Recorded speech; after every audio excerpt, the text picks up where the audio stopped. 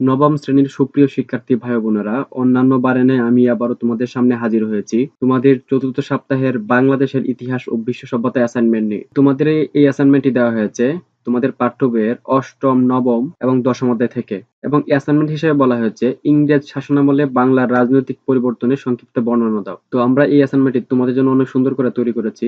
আশা করি এই অ্যাসাইনমেন্টটি তোমরা সঠিকভাবে লিখতে পারলে অবশ্যই সর্বোচ্চ মার্কস পাবে। এর আগে একটি কথা বলে নিতে চাই, সেটি হচ্ছে আমাদের এই চ্যানেলে তোমাদের সকল অ্যাসাইনমেন্ট আপলোড দেওয়া হয়েছে, তোমরা চাইলে সেগুলো দেখে আসতে পারো।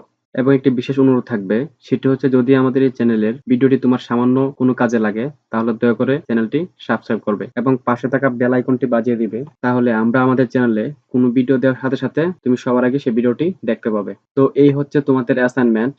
এখন আমরা সেটি তোমাদের পরে শোনাবো।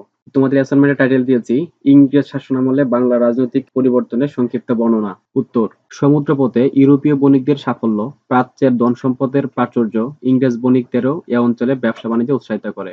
এ উদ্দেশ্যে ইংল্যান্ডের একদল বণিক ইস্ট ইন্ডিয়া কোম্পানি নামে একটি বণিক সংঘ গড়ে তোলে। বণিক সংঘটি ১৬০০ খ্রিস্টাব্দে রানী এলিজাবেথের কাছ থেকে ১৫ বছর মেয়াদী প্রাচ্যে একচেটিয়া বাণিজ্য করার সনদপত্র লাভ করে। তো দেখো, এখানে আসলে এটা হবে সনদপত্র। এখানে বানানটা ঠিক আছে, কিন্তু মাইক্রোসফটের প্রবলেমের কারণে হয়তো বানানটি ঠিক দেখাচ্ছে না। সমস্যা নেই, অন্যান্য বানানগুলো ঠিক আছে, এই বানানটা একটু সমস্যা করতেছে। তো সমস্যা নেই, তোমরা এটি সুন্দর করে লিখে নিলে হবে। দন্ত স, দন্ত ন, দ, প, ত, রফলা সনদপত্র লাভ করে।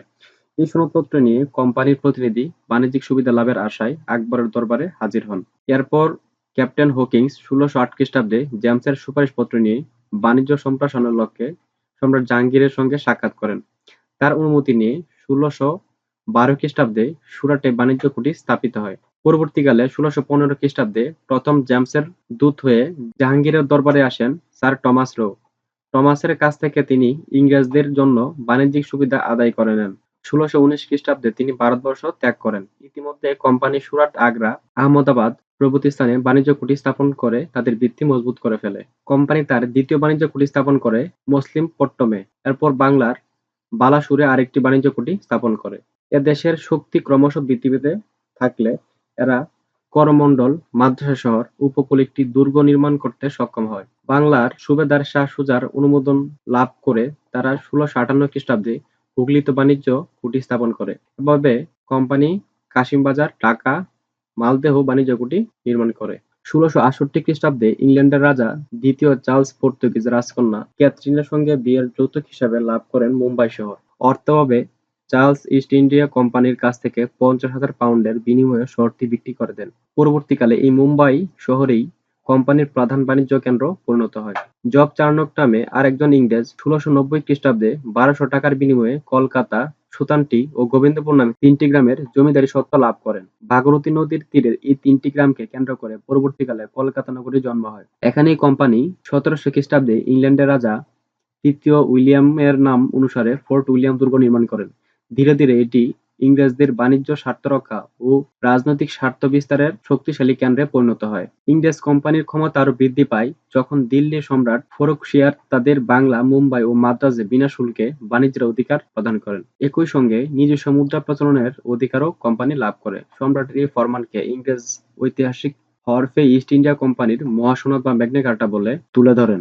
এই অধিকার লাভ করে ইংরেজ ইস্ট ইন্ডিয়া কোম্পানি অপ্রতিরোধ্য গতিতে অগ্রসর হতে থাকে। ১৭৫৭ সালের ২৩শে জুন পলাশী যুদ্ধ হয়। এ যুদ্ধে নবাব সিরাজউদ্দৌলা পরাজিত হয়, আর এ যুদ্ধের মাধ্যমেই বাংলার ইংরেজ শাসনের ভিত্তি শুরু হয়। তবে সাথে সাথে তারা নিজেদের হাতে শাসনভার তুলে নেয়নি। তাদের কথা শুনবে এমন দেশীয় লোককে দিয়ে তারা তাদের শাসনকার্য শুরু করে। তারা প্রথমে মীর জাফর ও পরে মীর কাসিমকে সিংহাসনে বসায়। মীর কাসিম ছিলেন কিছুটা স্বাধীনচেতা, এ কারণে ইংরেজদের সাথে দুইবার যুদ্ধ হয়। ১৭৬৪ সালে বক্সার যুদ্ধে তিনি পরাজিত হন। এরপর থেকে ইংরেজরা পুরোপুরি ক্ষমতা দখল করে।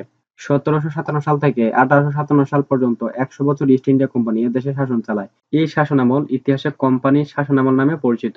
তো এখন আমরা দেখব এই ইংরেজ শাসনামলের কারণে বাংলায় কি ধরনের নেতিবাচক প্রভাব পড়েছিল। বাংলায় ইংরেজ শাসনের নেতিবাচক প্রভাব: প্রায় ২০০ বছরের ইংরেজ শাসনকালে প্রচুর অর্থ ও সম্পদ এদেশ থেকে পাচার হয়ে যায়। বাংলায় অর্থনীতির মেরুদণ্ড কৃষি ও একসাথে তাঁত শিল্প প্রায় ধ্বংস হয়ে যায়। অসংখ্য কারিগর বেকার হয়ে যায়। বাংলায় শিল্প ও বাণিজ্য নানাভাবে ক্ষতিগ্রস্ত হয়। কোম্পানির শাসনের সময়ে ১৭৭০ সালে বাংলায় ৭৬ মন্থন নামে একটি ভয়াবহ দুর্ভিক্ষ হয়। তো এই ছিল তোমাদের অ্যাসাইনমেন্ট। আমরা এই অ্যাসাইনমেন্টটি অনেক সুন্দর করে তৈরি করেছি। তুমি যদি অ্যাসাইনমেন্টে ফলো করো তাহলে তুমি অবশ্যই সর্বোচ্চ মার্কস পাবে। আরেকটা কথা বলে নিতে চাই, সেটি হচ্ছে যে তোমরা জানো যে একটা অ্যাসাইনমেন্ট তৈরি করতে কত ঘন্টার পর ঘন্টা সময় লেগে যায়। তো আমরা রাত জেগে তোমার জন্য এই অ্যাসাইনমেন্ট গুলো করে থাকি। যদি অ্যাসাইনমেন্টের সামান্য উপকার হয় তাহলে দয়া করে একটি লাইক এবং চ্যানেলটি সাবস্ক্রাইব করতে ভুলো না। তো ধন্যবাদ সবাইকে এতক্ষণ আমাদের সাথে থাকার জন্য।